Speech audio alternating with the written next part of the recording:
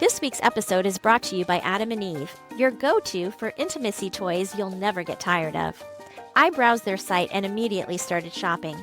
They offer 24/7 support, 90-day returns, and always discreet packaging.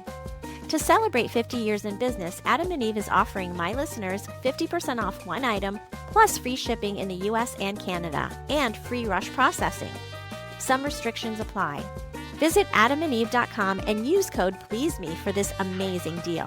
What will you get? Hello, and welcome to Please Me, the podcast that aims to destigmatize conversations about sex and sexual health. Today, we're going to be talking about a sexual health condition that I think a lot of people experience, but not a lot of people talk about or even seek help for, and that is incontinence. So the first thing I want to talk about is the fact that there's different types of incontinence. There's stress incontinence, which happens when you are doing something strenuous like sneezing, coughing, squatting, maybe athletic activities like running or kicking. And then there is something called functional incontinence, and that comes from when you have a physical or a mental impairment that prevents you from timely access to the bathroom. And under stress incontinence, there's also urge incontinence. Urge incontinence is when you have an intense urge to urinate, and that often will lead to leaking before you reach the bathroom, okay? And then there's something called overflow incontinence. And that is usually the inability to fully empty your bladder. And then that will lead to things like dribbling, which is not fun. So these are all different types of incontinence. And what I'm going to be talking about mostly today is stress incontinence, urge incontinence, and overflow incontinence. If you have a neurological condition that prevents you from being able to reach the bathroom, that is a whole nother animal. So we're going to maybe leave that to a different show. And we're going to be talking about stress incontinence today. And the first thing I want to bring up is the statistics around incontinence, and I'll pepper those in throughout our talk. Stress incontinence is so common, and 25 or 26%, I'm going to say, of female athletes actually experience urinary incontinence while they're doing their sport.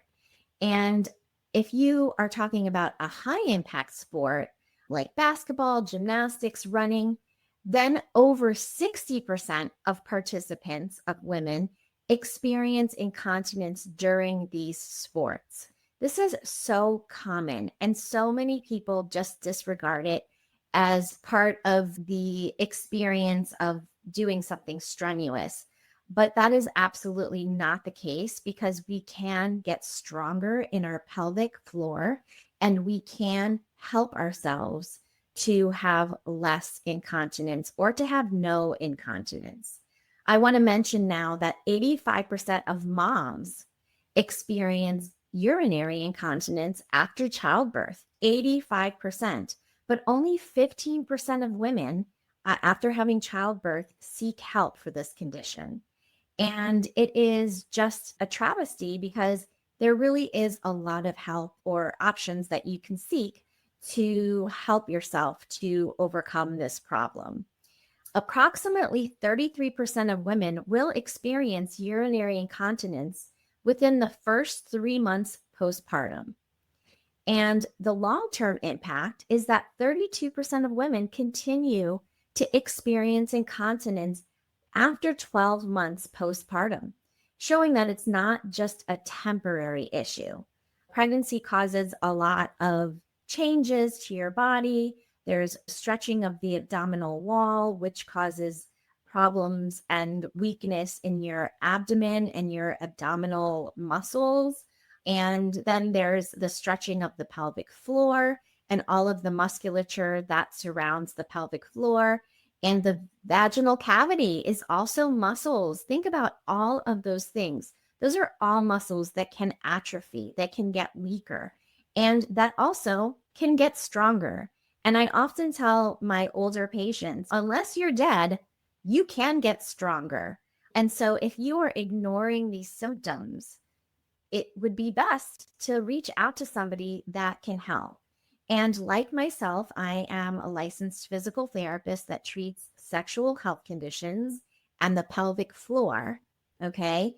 And the pelvic floor is one of those areas where you can really strengthen. And there are therapists all around the country that specialize in this type of therapy, physical therapy, that can help you learn how to strengthen those muscles in order to decrease or eliminate incontinence. So, we're going to talk about some of the things that can make incontinence worse.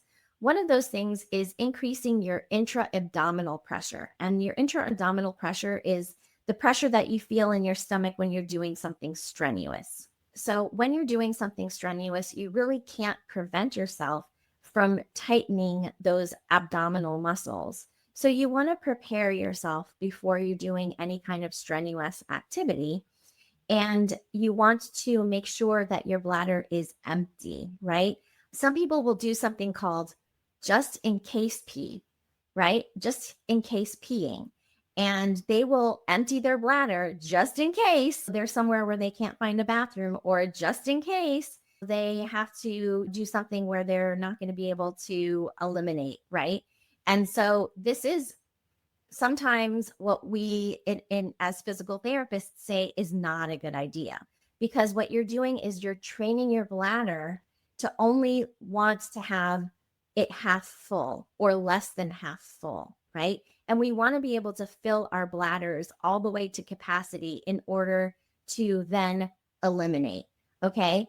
Because then you're going to start to feel that urge before you really need to, right? So training yourself to really let your body and your bladder fill up almost completely before you eliminate is really super important. So think about that when you're about to run to the grocery store or pick up your kids from school or whatever that may be for you, where you're going to go and use the bathroom when you really don't have to, but you're trying to fully eliminate.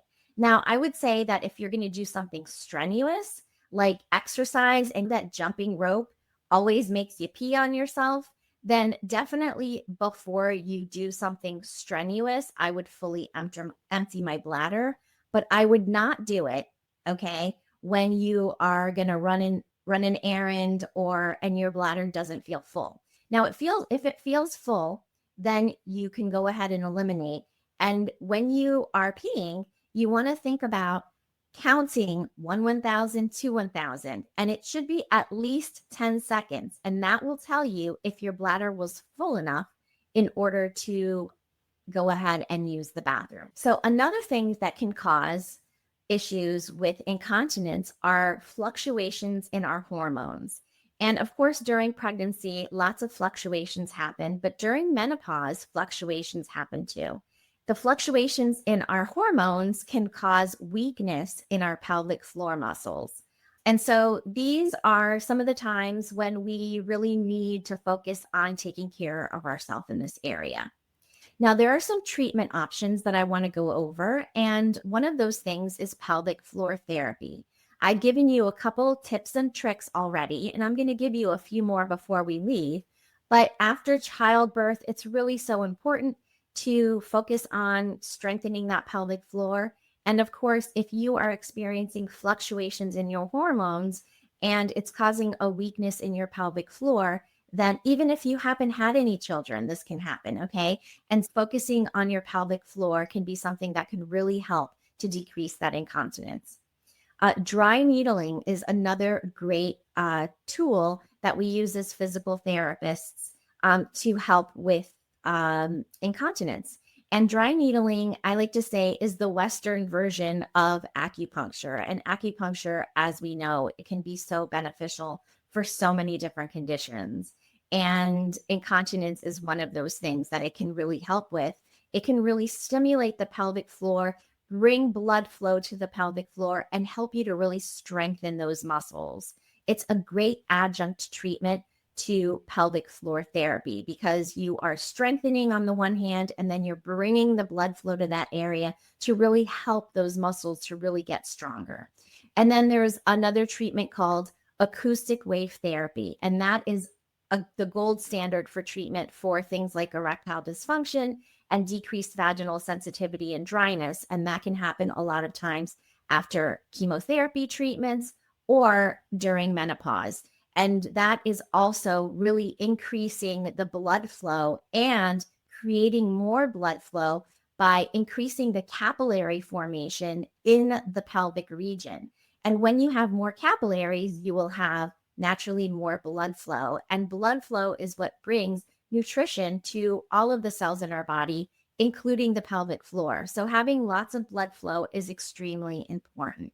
I want to give you some tips before I leave today, because I think it's so important for women to really take care of themselves in this area. And oftentimes we ignore it, and we shouldn't ignore it. And the reason why we shouldn't ignore it, and I think that this is super important, is that it is the number one cause of people being admitted into nursing homes because their family cannot take care of them and their incontinence. So we want to make sure that we take care of ourselves throughout our lives, because we don't want to end up in a nursing home because of the just small fact that we can't hold our bladder. And it becomes a very big problem in families, especially when a family member thinks that they cannot handle this particular issue with their family member.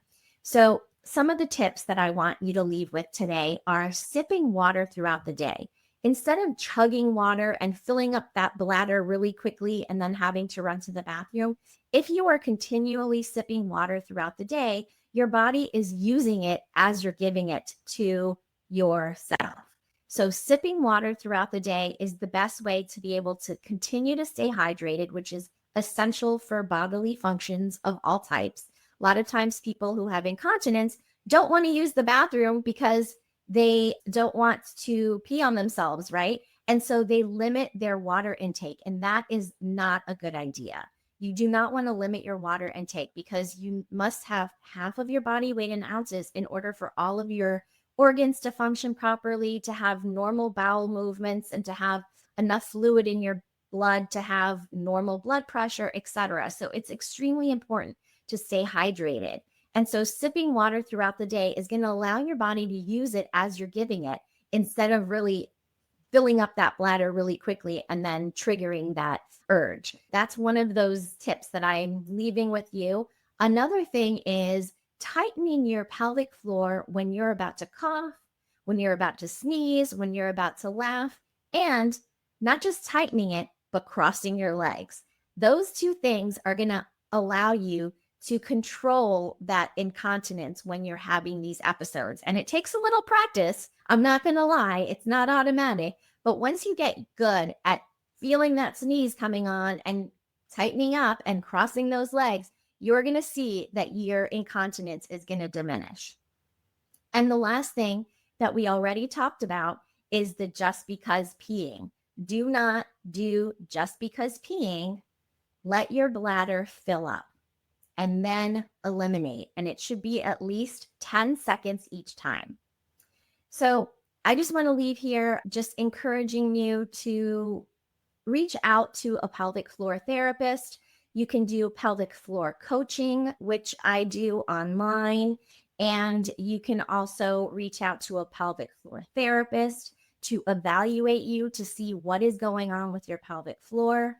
The muscles in your pelvic floor can spasm, just like the muscles in any other part of your body. So if you are having spasms in your pelvic floor, that can also lead to issues with incontinence. So a pelvic floor therapist would be able to determine whether you're having spasms, because you don't want to do Kegels on top of spasming pelvic floor muscles.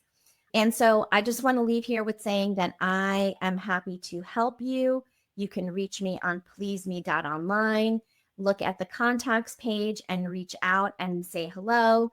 I am a licensed physical therapist and I treat conditions such as incontinence, and I'm located in Palm Beach, Florida, But if you are outside of the area and you want pelvic floor coaching, again, please reach out to me and I am happy to help. Until next time. For ad-free listening, exclusive bonus episodes, Eve's library of archived webinars, and early access to new releases of Please Me, become a monthly supporter on Patreon. Simply open the Patreon app on your phone, search for Please Me, and subscribe today for premium content and more.